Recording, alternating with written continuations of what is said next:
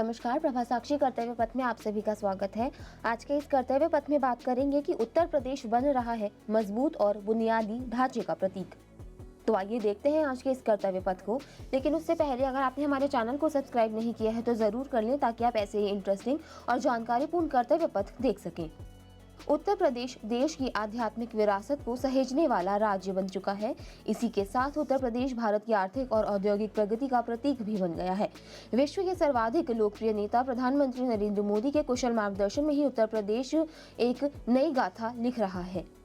इसी क्रम में उत्तर प्रदेश में रेल यातायात, सड़क यातायात से लेकर पेट्रोलियम, जल शक्ति और वाणिज्य और उद्योग मंत्रालय की 19,000 करोड़ रुपए से अधिक की परियोजनाओं का लोकार्पण किया गया है। इसमें रेल कनेक्टिविटी से जुड़ी परियोजनाएं भी शामिल हैं। इसके अंतर्गत न्यू खुर्जा से लेकर न्यू रेवाड़ी तक 173 किलोमीटर की डबल लाइन क्षेत्र डेडिकेटेड फ्रेट कॉरिडोर की शुरुआत हुई है। इस परियोजना से भारी मालवाहक क्षमता वाली ट्रेनों का तीव्र गति से संचालन हो सकेगा। इसके अलावा मथुरा और पलवल के बीच भी 80 किलोमीटर की रेल लाइन का परिचालन शुरू किया गया है, जो 669 करोड़ रुपए की लागत से बनाया गया है। गाजियाबाद में चिपियाना बुजुर्ग से दादरी के बीच 12 किलोमीटर की रेल लाइन बनाई गई है, जिसकी लागत 160 करोड़ रुपए आई है। इन सभी रेल परियोजनाओं का राष्ट्र को समर्पण किया गया है। इन रेल खंडों की मल्टी ट्रैकिंग से क्षेत्र के दैनिक यात्रियों को अत्यधिक लाभ होगा। इसके अलावा डीसी पर न्यू खुर्जा और न्यू रेवाड़ी के बीच 2 मालगाड़ियों के परिचालन को भी हरी झंडी दिखाई गई है। राष्ट्र को जो सड़क परियोजनाएं समर्पित की गई हैं, उसमें राष्ट्रीय राजमार्ग 91 यानी अलीगढ़ भदवास के बीच 45 किलोमीटर का रूट शामिल है।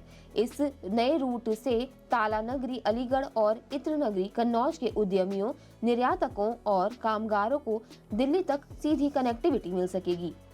वहीं राष्ट्रीय राजमार्ग 709A यानी मेरठ से करनाल बॉर्डर तक 83 किलोमीटर के रूट पर सड़क का चौड़ीकरण किया गया है। इसके निर्माण से मेरठ और हरियाणा के बीच मजबूत सड़क कनेक्टिविटी बन सकेगी। इसके अलावा national highway 709AD Shamli Muzaffarnagar के बीच 4 लेनिंग की गई है, जिससे हरिद्वार और चार धाम के यात्रियों के लिए आवागमन में आसानी हो सकेगी।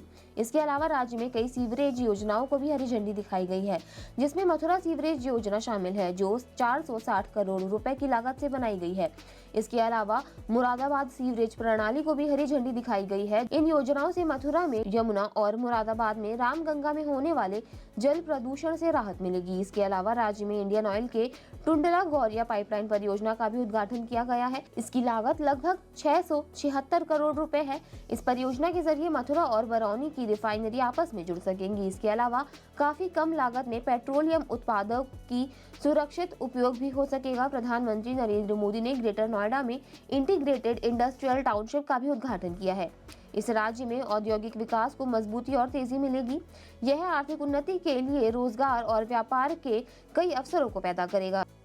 इन योजनाओं से न सिर्फ उत्तर प्रदेश के विकास को गति मिलेगी, बल्कि विकसित और नए भारत के संकल्प को भी सिद्ध किया जा सकेगा। आज के लिए इतना ही। अगले कर्तव्य पथ में किसी और मुद्दे पर देंगे आपको विस्तृत जानकारी। तब तक के लिए जुड़े रहे प्रभा साक्षी के साथ।